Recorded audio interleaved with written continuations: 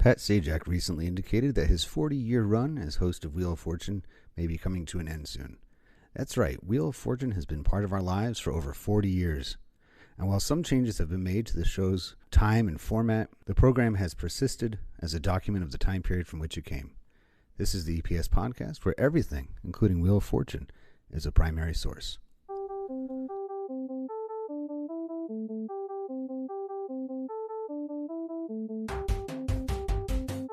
My guest this episode, Dawn, is a fellow podcaster, and her fabulous show, DAWNVERSATIONS, is a lot like mine in that she'll be glad to talk about most anything with her guests. When I approached her about doing a podcast together, the brainstorming for a topic began. A side mention that she had been a contestant on Wheel of Fortune solidified it for me, and what follows is what we came up with. Welcome back to the EPS podcast, where everything is a primary source. I'm your host, Eric Paul, and today I'm joined by the host of another podcast. This is the great thing about the podcasting universe is that we go on to our various groups and social media sites, and we put our feelers out there to try to get other guests. And I find that the best people to collaborate with are other podcasters. So today I have Dawn, who is the host of, and I love the name of your show, DAWNVERSATIONS. And I was just listening to a great episode today where you interviewed Jennifer Marshall of Stranger Things. That was a great conversation. And I mean, that's really the thrust of your show, right? Is that just similar to mine, just talk about anything, right? Yes, exactly. I started it as a podcast about doing hair, because I was a hairstylist for 30 years. And so it was called Salonversations. And then after kind of running out of people to come on and talk customer service, I decided maybe I should rebrand and just talk to whoever I want. So It's allowed me to just talk to whoever, and I loved it. And that's, I think, one of the great things about the internet. You know, the internet has a lot of, dark black holes that you can go down. But one of the great things is that, I mean, more than likely, we would never have crossed paths if it wasn't for the internet. 100%, and, yes. it's like, but, and we'll talk more about this with the topic of today, because we both had a shared experience watching the same show.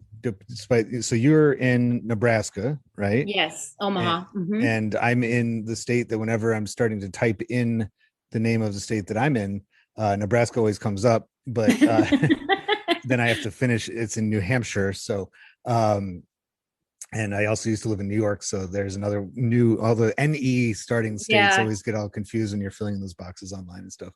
But as it oftentimes happens on this show, on the EPS podcast, I come up with an idea. I'm like, oh yeah, we should talk about this. And then, I would say about half my shows, we don't even talk about the thing that initially we brainstorm. And so just the other day, you and I were going back and forth on texting and messaging, and we were trying to decide, and you said, oh yeah, I don't mind, recording over the video because I've been on television. You were on Wheel of Fortune. And That's right. I said, that is a fantastic topic. It's a great thing to analyze because I'm a huge Wheel of Fortune fan. I watched it, when I was as young as kindergarten. I watched the daytime version, and then all through the 90s, and as a teenager growing up in the 90s, that was usually around dinner time. We ate kind of late, like 7:30 at night. The wheel was on, Yeah, always. Tacked on with Jeopardy, and that was, I always have those memories. So how did you go from being a fan of Wheel of Fortune to being on Wheel of Fortune? Well, they had tryouts, and it was at the casino that is in Iowa. So Nebraska and Iowa, where we live in Omaha, it's right over the bridge. So they had at Harris Casino, they were having tryouts, and it was basically just like anybody could come, and there was thousands of people there, farmers, and just every walk of life. And you put your name kind of just in drawings, and they had a mock set up, and people could go and play, but it was all just in fun, and it wasn't Pat Sajak or Vanna White or anything like that. So then later, random names were drawn, and then you had to come back at a later date and actually try and be in front of the cameras and ad lib and all this stuff.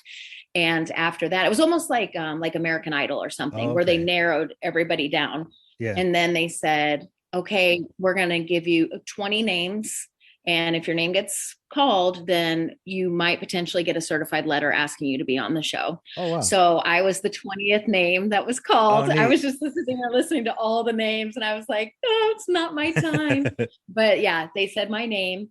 And then I was at work one day, a couple of weeks later, and my son called me and he said, Mom, you've got something from Wheel of Fortune. I was like, oh my God, so cool. Open it up. And he said, congratulations, you've been accepted to be on Wheel of Fortune. So basically, you're on your own after that. You call them and you set up almost an appointment, a reservation, and nice. they tell you what hotels most people stay at, but there is no money involved. Because as anybody that watches Wheel of Fortune knows, if you don't solve anything, they usually give you $1,000. So I think that goes towards your traveling and hotel and stuff.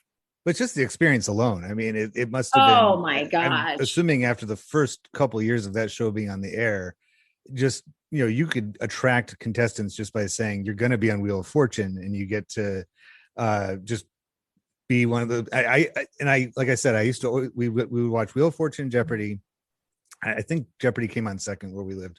Yeah. And, it was very similar setup where you had, 3 contestants and, the host and everything like that. But Wheel of Fortune always just seemed a lot more, I don't know, like welcoming and like almost like more folksy and accessible. Yeah, that's a good way of any. Yeah, because kids, most kids would have a tough time with Jeopardy, I would think, but I always played hangman growing up. So for me, that was words are my jam. I love everything. Oh, obviously I talk. So I just love words. I love word games, puzzles, crosswords, you name it. I love it.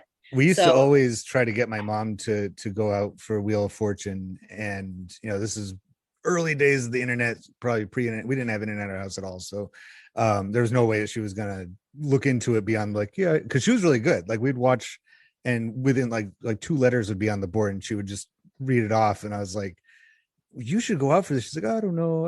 And, it was, and I remember I tried out for the Jeopardy thing. I did the online test. No chance in the world that I was going to be called for. I'm like, I could probably, do pretty good. It was so hard. You had to I can't even type out the question. Yeah, you had like 9 seconds a question and you had to type out the whole answer.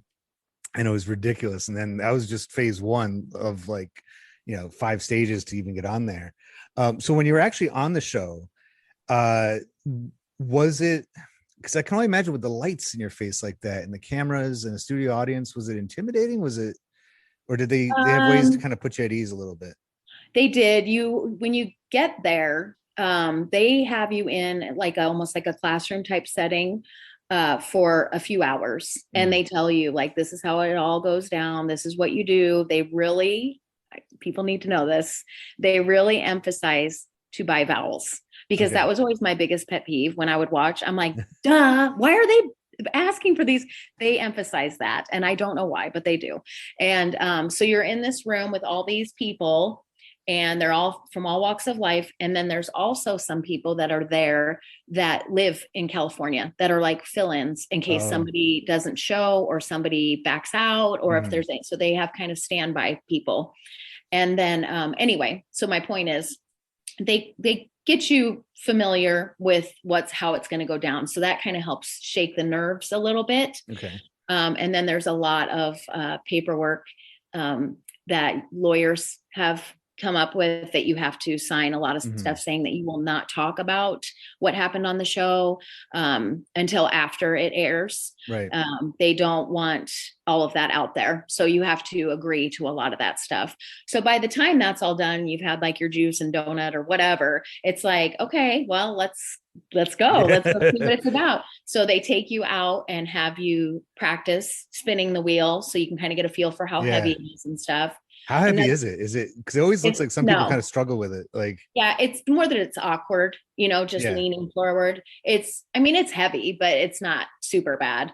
And I'm really wimpy. I've got T-Rex arms. So, but yeah, they also, wanted to make sure that you didn't wear anything that was like trendy or anything that showed like the time of the year or whatever, just in case it was reran. And then for the women, they had to make sure that they wear something that was very conservative or covered so that when they bend over to do the wheel, it's a family friendly show. So they really emphasize that too. But anyway, so then you practice the wheel, but they never have you practice the bonus round. That's all just, those people are fresh. They don't know what's happening. You don't practice that. And then you are sitting in the audience as like an audience member, doing the clapping and stuff until it's time for your show. And my, he's my husband now, but he wasn't at the time. He was in the audience, our families or whoever came with us were in the audience. And then there's people that like buy tickets and they just come like, people that are just wanting for a fun activity. They're in California. Tourists. There you go. So, the way that they do it, which I never knew, and it's very interesting, they film 5 shows a day or a week.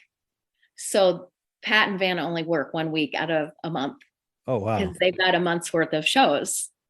So you had to draw a color, and whatever color you picked and 2 other people picked, that was what we were Wednesday because we picked yellow or whatever. So we were Wednesday.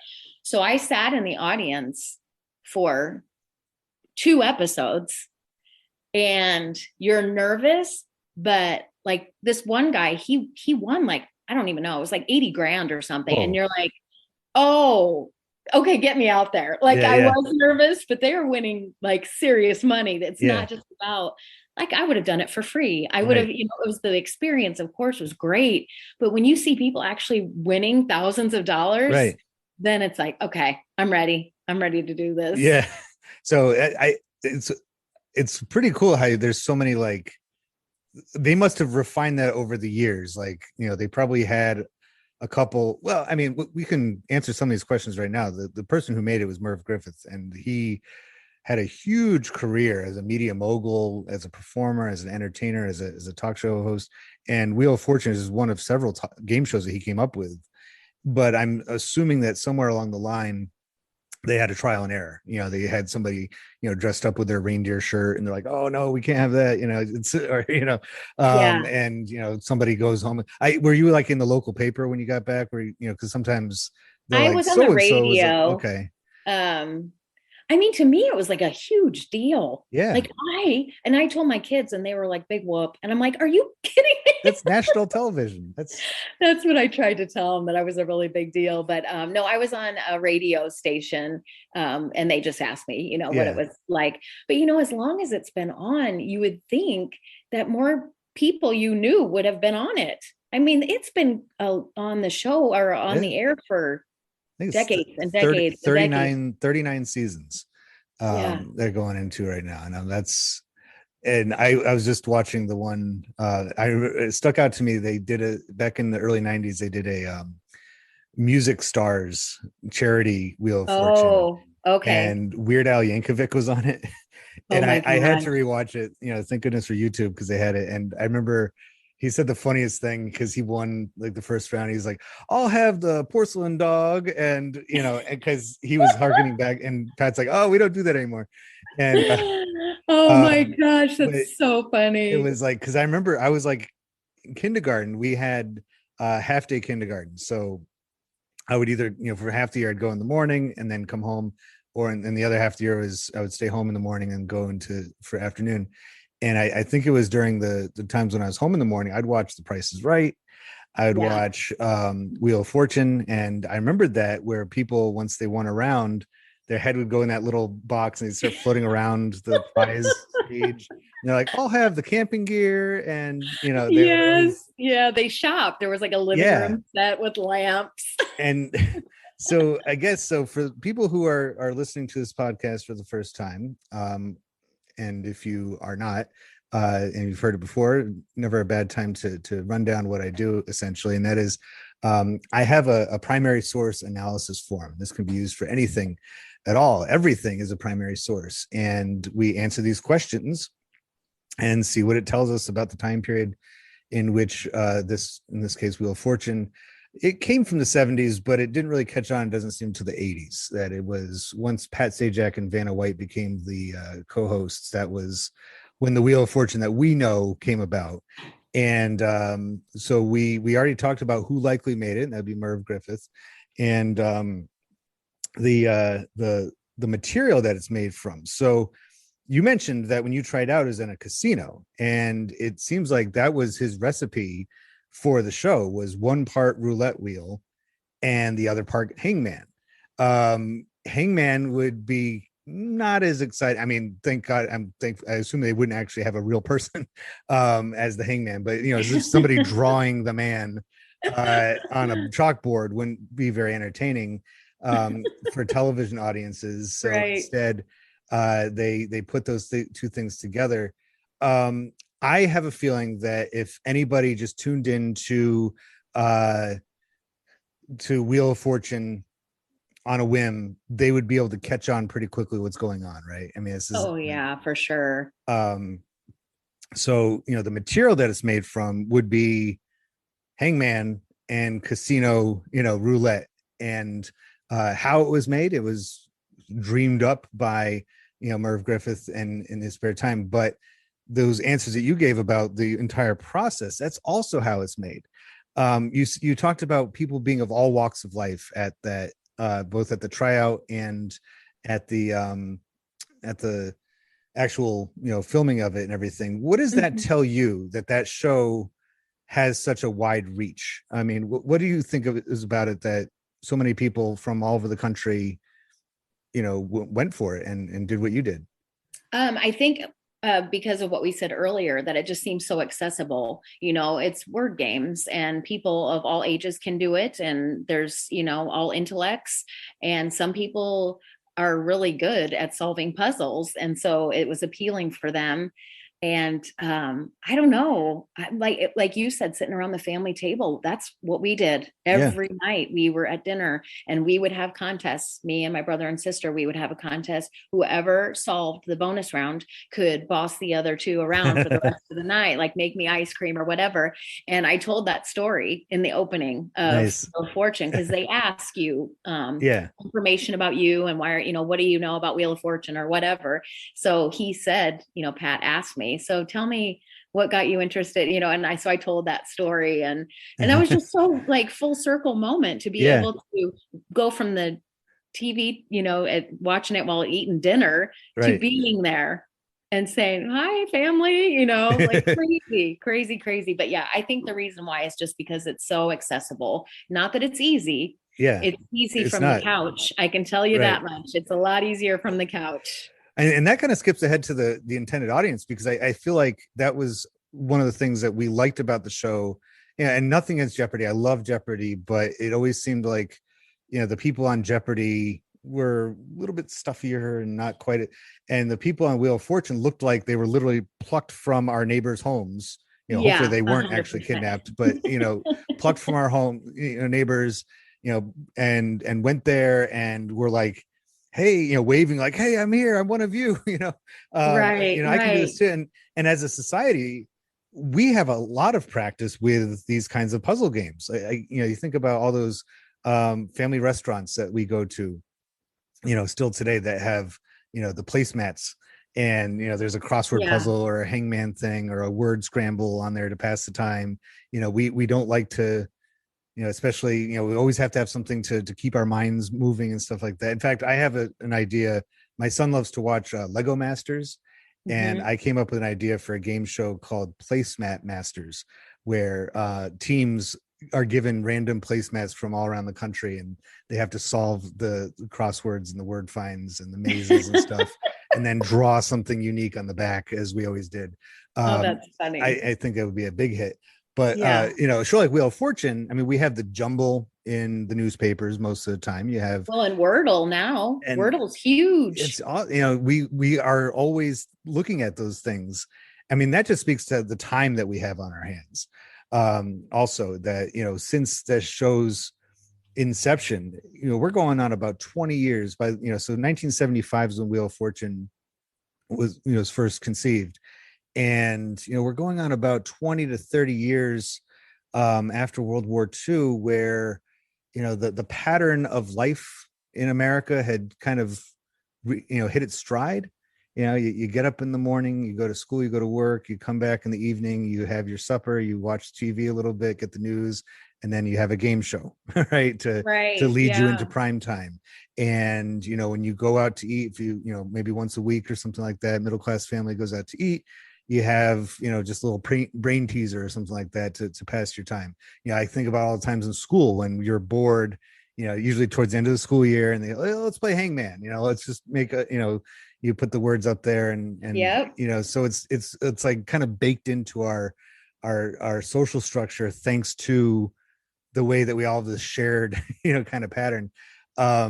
It's funny because the show continues, even though television's fading away pretty quickly. But it seems like Wheel of Fortune, I'm assuming that the same audience that's been watching Wheel of Fortune all this time is who still tunes in. Oh, 100%. Yes. And you said that you used to find your episode on YouTube, right? You could call it up. Yeah, I used to be able to find it, and I don't know what happened to it. But I got a DVD of it. I don't even have a DVD player anymore. So I need to figure out, could it made into a jump drive or something? Right. But and I've been reran. It has been on twice since the original air date. Has it ever surprised you? Like, were you ever just like flipping through the channels and you're like, hey, it's me?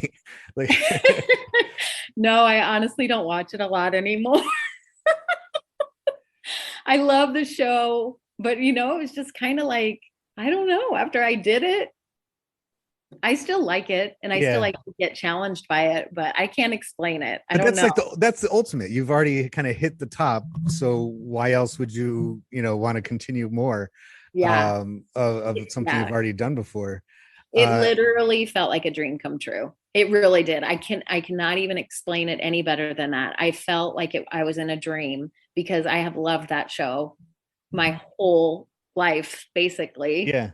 So and Pat Sajak and Vanna White, are they as friendly as they come off on television? So Vanna came into the makeup room when I was they do like spray foundation. I mean, you have to look good for TV. So they have their whole routine. And so my eyes were closed and they were spraying this makeup on my face. And I heard a voice say, "Are you excited?" And I opened my eyes and she was right there. And I was like, "Yes, Vanna, I'm very excited." She is adorable. She's little. She is not, she must put her in like 10-foot heels. I swear. She, and then her little figure. So she looks really long and lean, but she's probably like 5'6", maybe 5. She's not like super duper tall.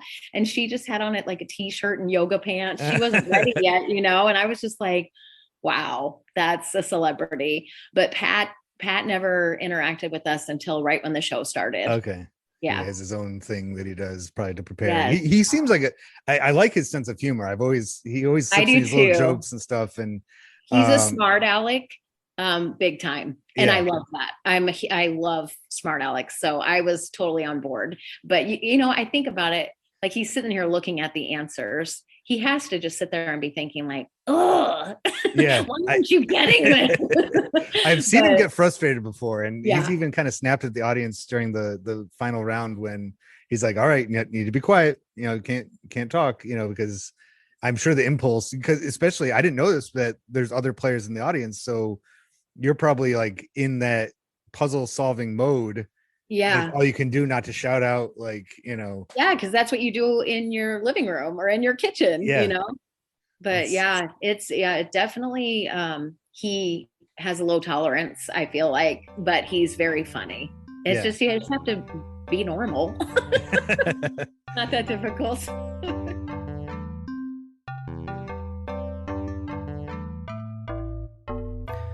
Word games and puzzles have been a regular feature in newspapers for well over 100 years, which indicates a literate society with leisure time built into the day across all socioeconomic areas. When TV showed up after World War II, game shows were not far behind. This was also the era of Merv Griffin, who thought up Wheel of Fortune, as well as its companion show, Jeopardy! A smart population well-versed in phrases, titles, and the ability to effectively use letters RSTLNE is revealed thanks to the long-term success of Wheel of Fortune.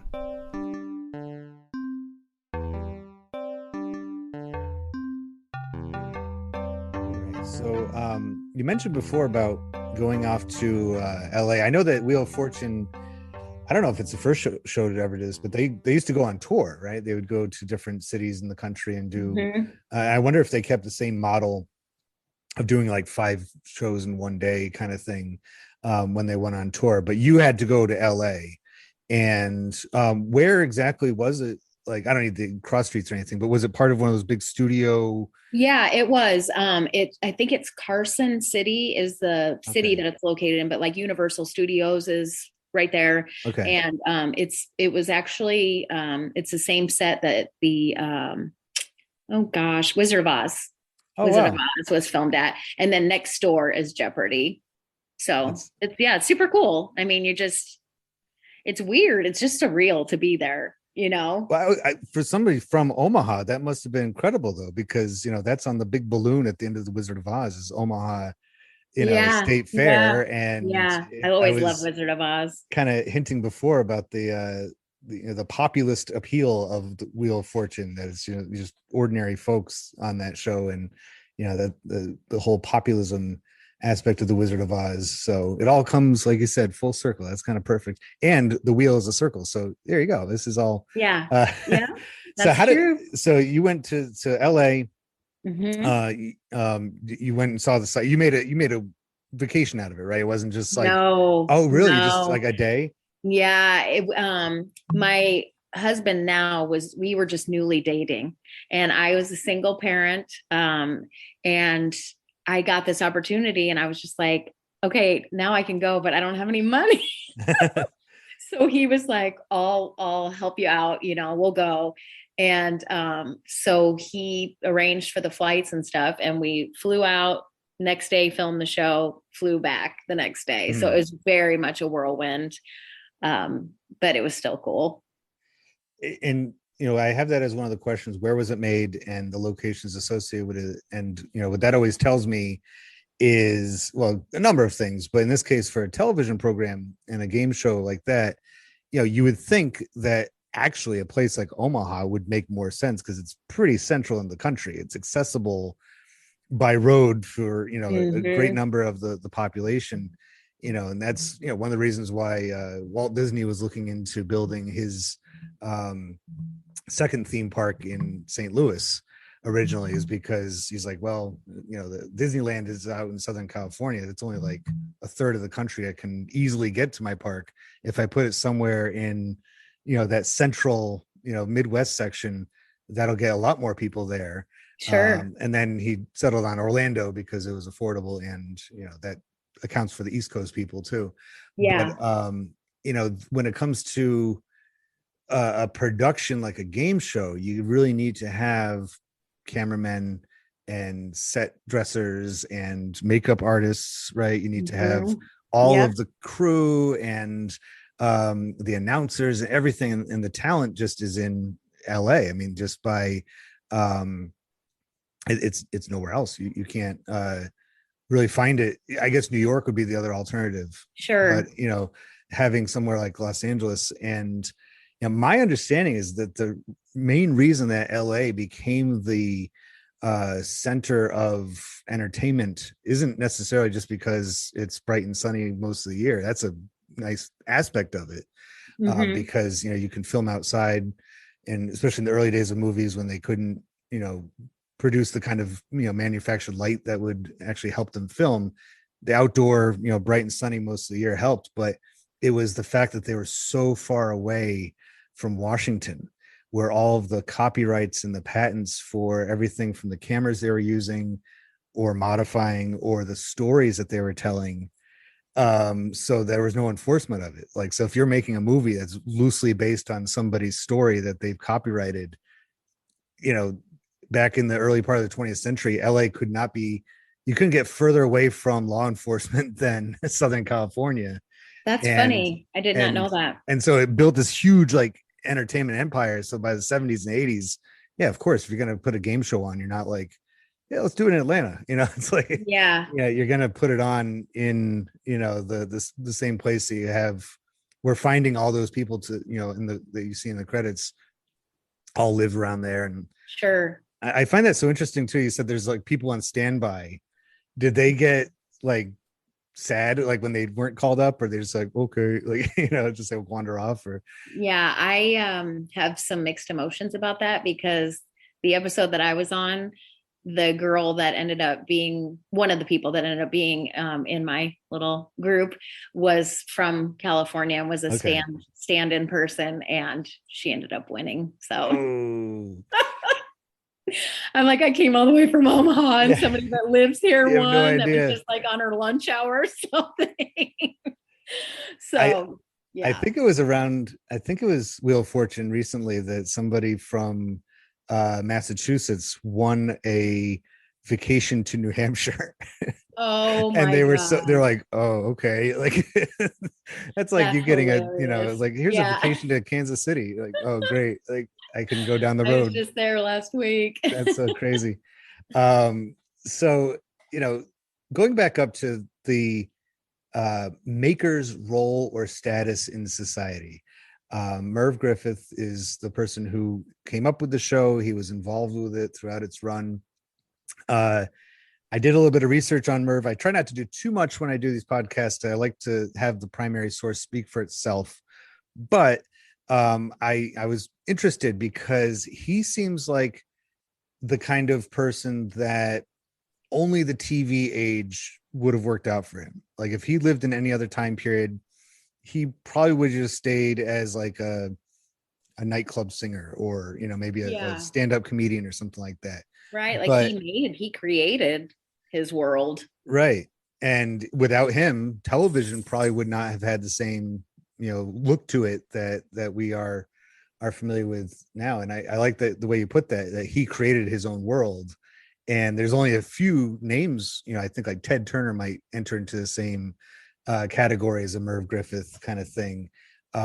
It feels like a very American story almost, Mm-hmm. like that only in this country could somebody become, very, very wealthy from entertaining and coming up with new ways to get the media, masses to continue watching television. And do you think that he'd be, he passed away, more than a few years ago, but do you think he'd be disappointed with the migration away from television if he was still alive, if he was still active today? Or do you think that somebody like him or anybody involved in, say, the world that you entered for that when you went to the show, um, would be like, no, we'll come back. We'll be back again someday?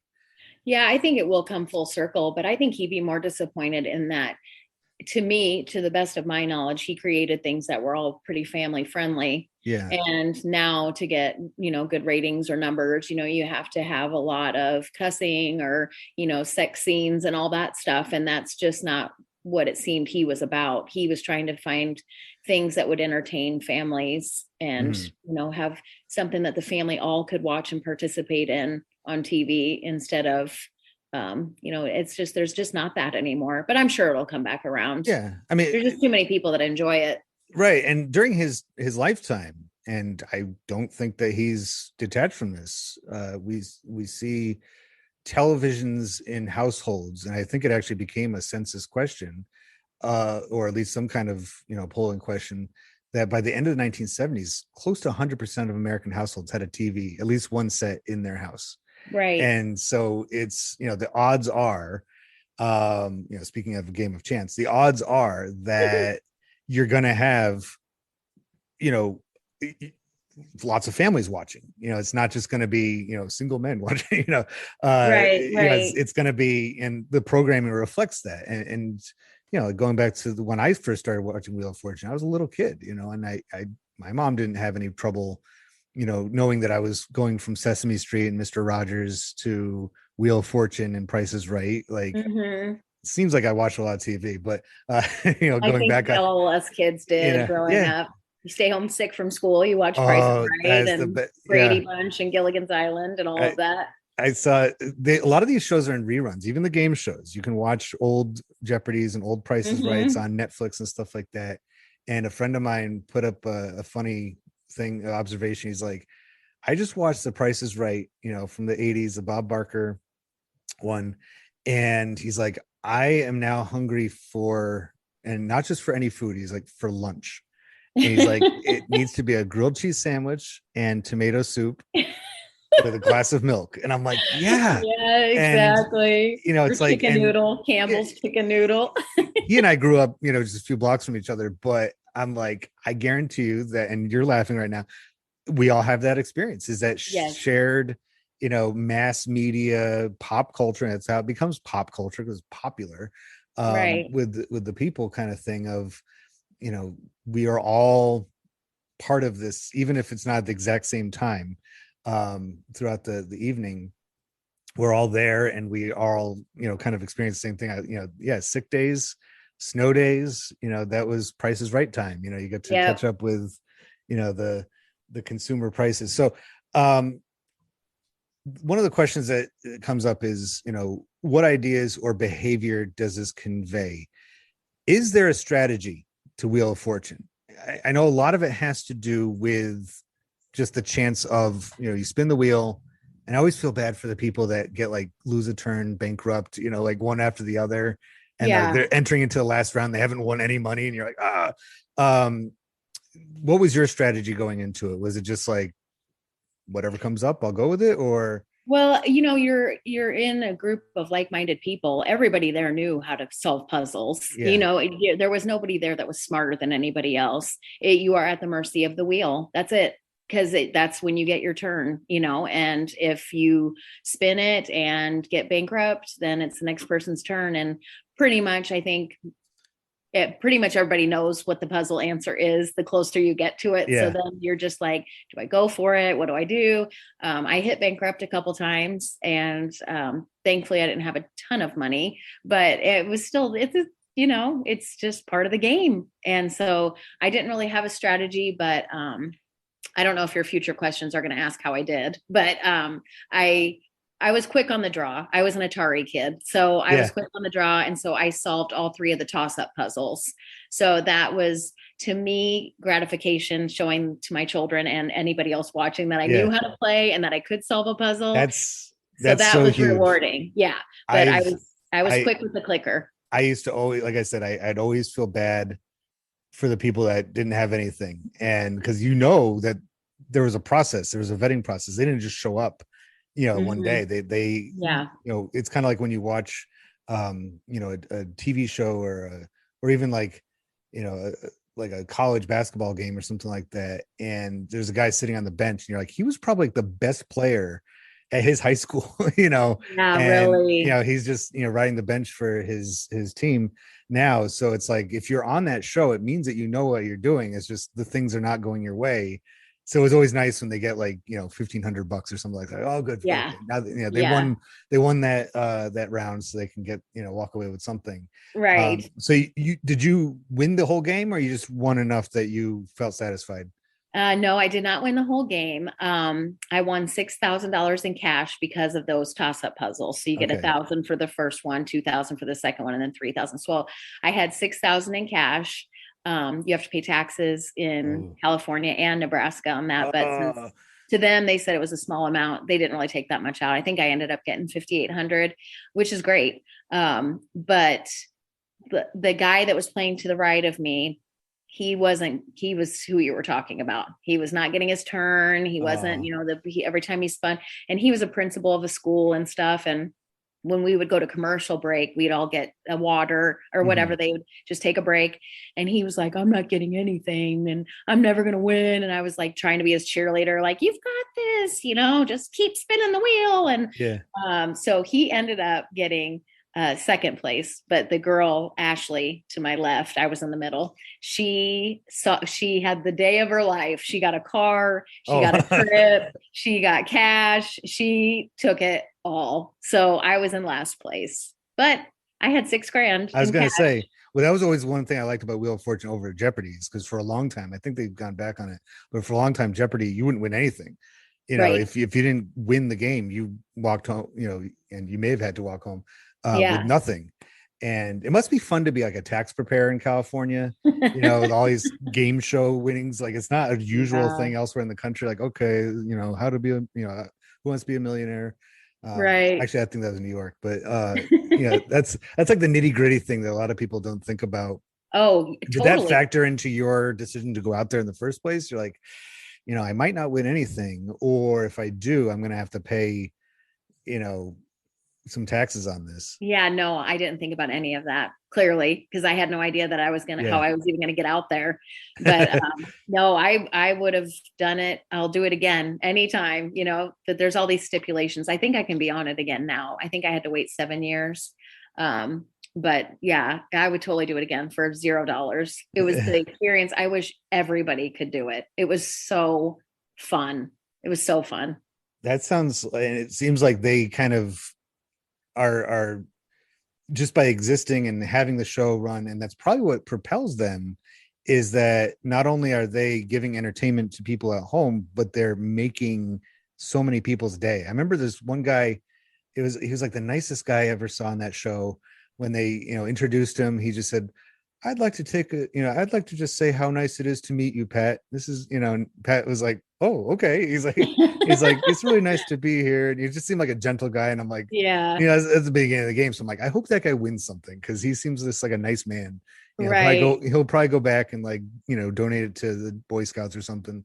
Right. You know, so that must have been just the neatest experience. And so you highly encourage. There's been a lot of game shows that have come and gone over the years. And like I was going back before, you know, Wheel of Fortune is pretty easy to catch on what's going on when you watch it. It's not complicated. There's some other ones that no wonder they bit the dust. Even some that Merv Griffin came up with himself. Like you read some of the descriptions of it, you're like, what?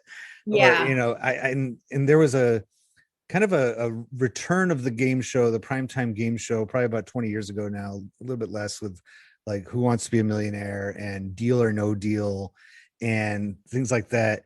Did you ever have interest in pursuing one of those, or were they just? I would have done Price is Right. If I wouldn't have been able to be on Wheel of Fortune, I would have wanted to be on Price is Right. That just looked like such a fun show, how people would dress up in the audience and stuff. Yeah.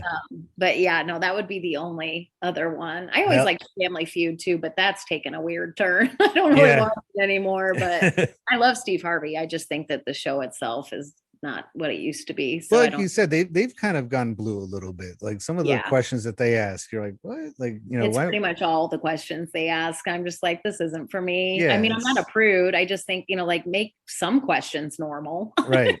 But I guess that's a reflection of the society, at least what they perceive of us, that we're interested in. Or maybe they just ran out of, like, you know, what's the first thing that you find in your drawer in the kitchen? You know, like they don't have that question. Just run out of ideas. And they're like, they are on Netflix. They're showing old episodes of Wheel of Fortune. So of course, the first thing I did was get on there and look for your own. Yeah, it's not on there yet. So hopefully someday. I'd like to. Pretty cool. Roundabout. When were you on? What year was it? 2011. Okay, so about a decade ago. I was, I went out on my kid's first day of school. So Mom of the Year. And so that was August 17th that we recorded it. And then it didn't air until October the 8th. And then I didn't get my money until February. So it's like a 3-month. And so in that time, you're not supposed to tell people how you did, or, you know, anything like that. So everybody knew that I went, and I was just like, and they're like, did you get was that hard to keep it?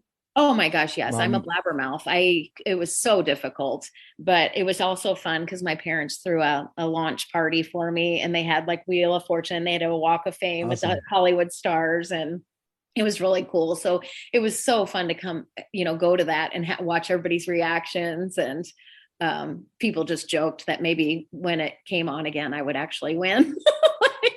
Maybe if they rerun it, you'll win this time. You can edit it and go back in there. And so it's, and I'm looking at the questions, and, you know, as it usually happens when I do this, like we never go in the straight order, you know, that I have. It's always, you know, bouncing around. And I gotta say, like going back to some of those other shows, there's a reason why they went away and Wheel of Fortune persists, because they're just, I mean, it has like the right combination. I've always liked how bright Wheel of Fortune is.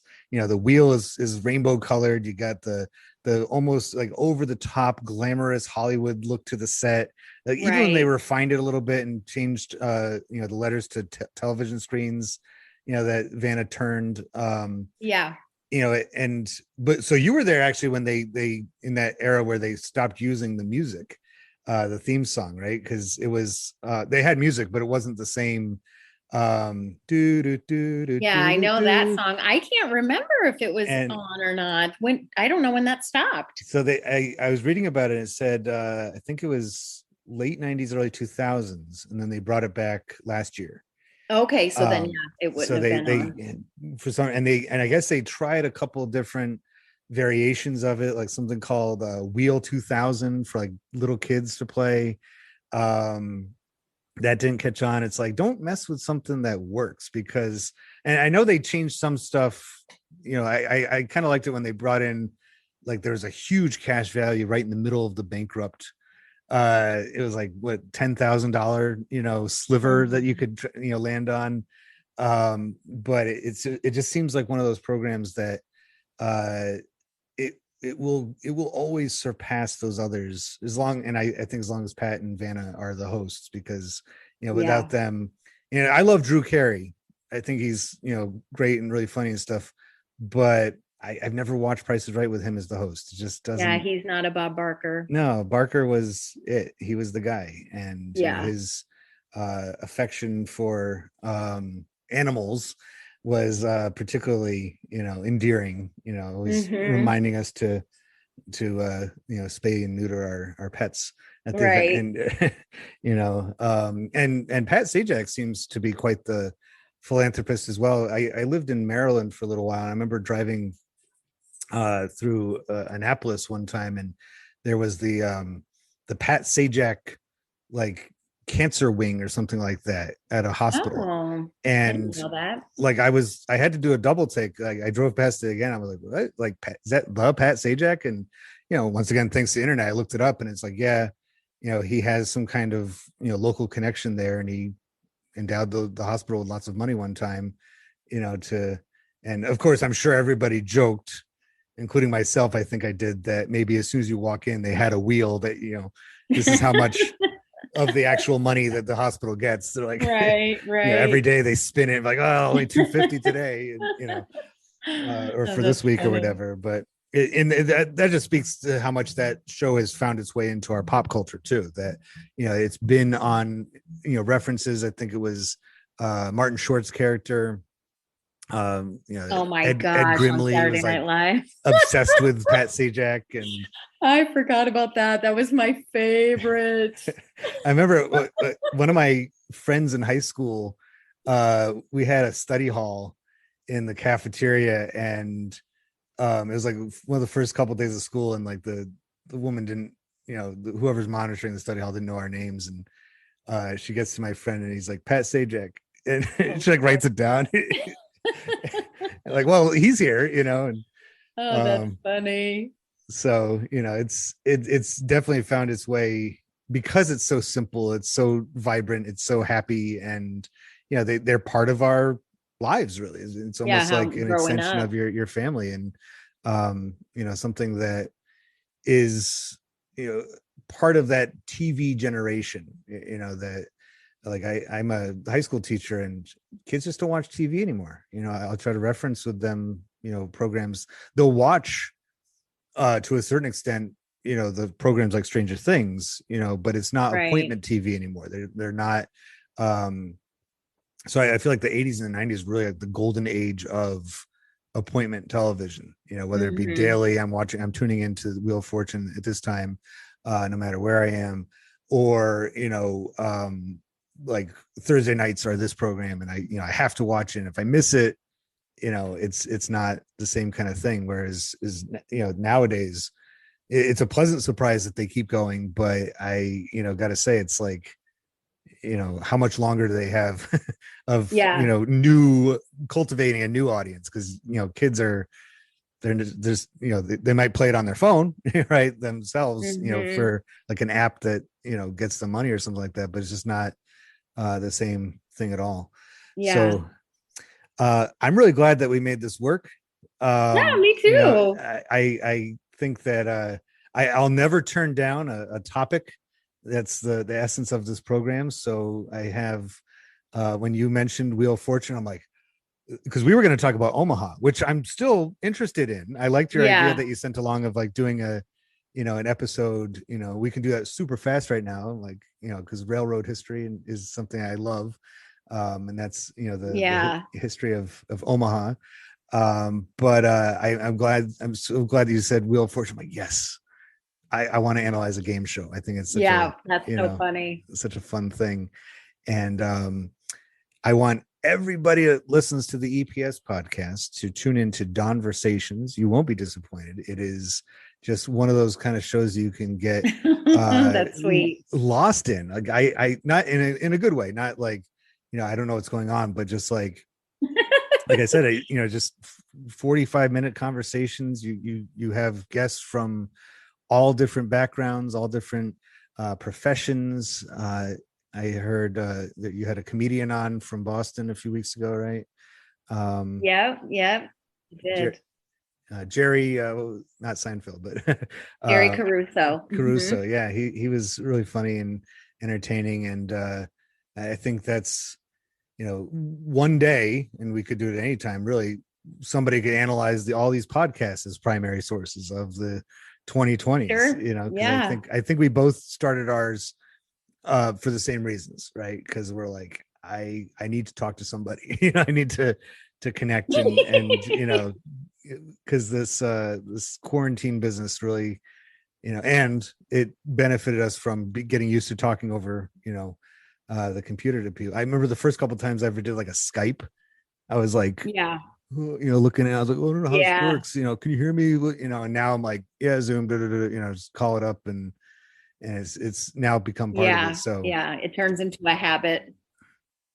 Well, you're into pop culture, and I was always a huge Johnny Carson fan. So to have a show that's a variety show, to me, like his, is just like, this is awesome. It's just as great as being on Wheel of Fortune. I love it every time. I can't believe I get to do this. It's just like that classic, we've been chatting for a couple weeks now about this, and I feel weird, and I mean this as in like, I never thought I would be doing it by saying like my next season, or this is my tune in my next episode. So I'm like, I did some radio in college, and I think if you went through some of the blank tapes, those Memorex tapes around my parents' house, you'd probably hear more than a few like of my news reports that I used to do with my recorder and stuff like that. I've always had an interest in radio. I've always liked it, and the medium, but like being able to just be like, starting season 2 soon, just trying to get some new guests, like that's just such a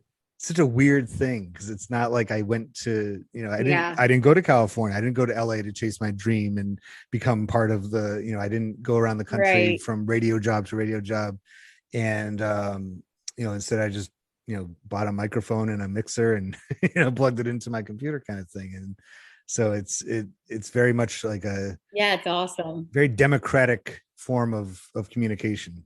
Everybody can do it, and Wheel of Fortune fits right in with that too. It's a very accessible, welcoming show, and I'm glad I was able to welcome you to this accessible show too.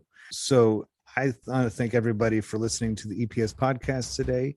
I want to thank Dawn from DAWNVERSATIONS. Check out her podcast wherever you get them, and we'll talk to you next time. This is season 2 of the EPS podcast. I hope you've enjoyed listening to what you've heard so far. Full-length episodes like this one are being delivered on Thursdays, while shorter episodes, the products of my EPS Alive exhibits, come out on Tuesdays. If you like what you hear, consider becoming a patron by going to patreon.com/EPS podcast. Follow the show on social media, including YouTube and especially Instagram. I look forward to tuning in again to the EPS podcast, where everything is a primary source.